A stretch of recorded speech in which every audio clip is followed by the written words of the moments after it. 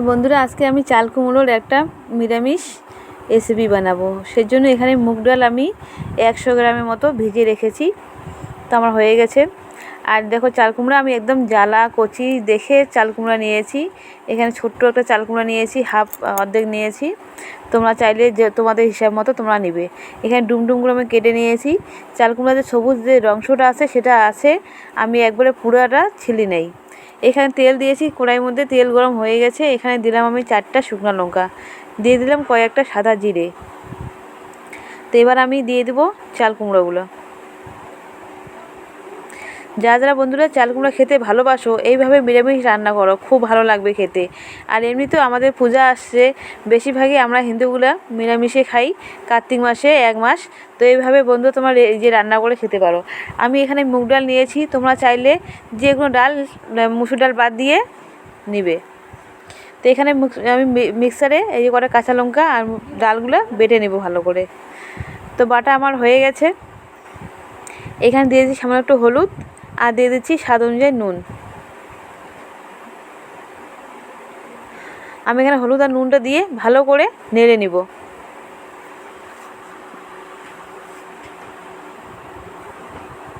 আমি এটা সম্পূর্ণ নিরামিষ করছি বন্ধুরা, তোমরাও এইভাবে নিরামিষ করবে।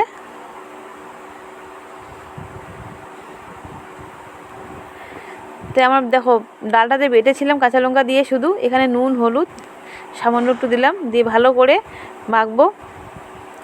আর এখানে চাল কুমড়োটা আমার সিদ্ধ হয়ে গেছে। এখানে দিচ্ছি হালকা গুঁড়া লঙ্কা, আর দিচ্ছি এখানে ধনিয়া গুঁড়া, আর দিয়ে দিচ্ছি অল্প জিরা গুঁড়া।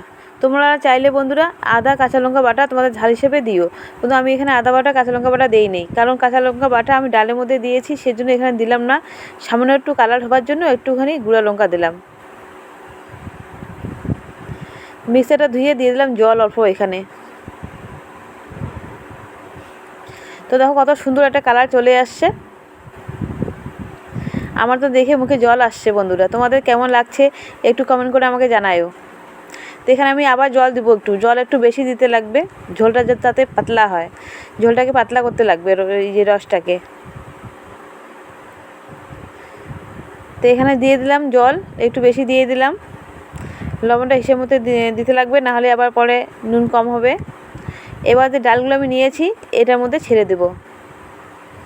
এইভাবে সুন্দর করে দিতে লাগবে, তাতে ভাঙে না যায়। ছোট ছোট করে এইভাবে আমি দেব।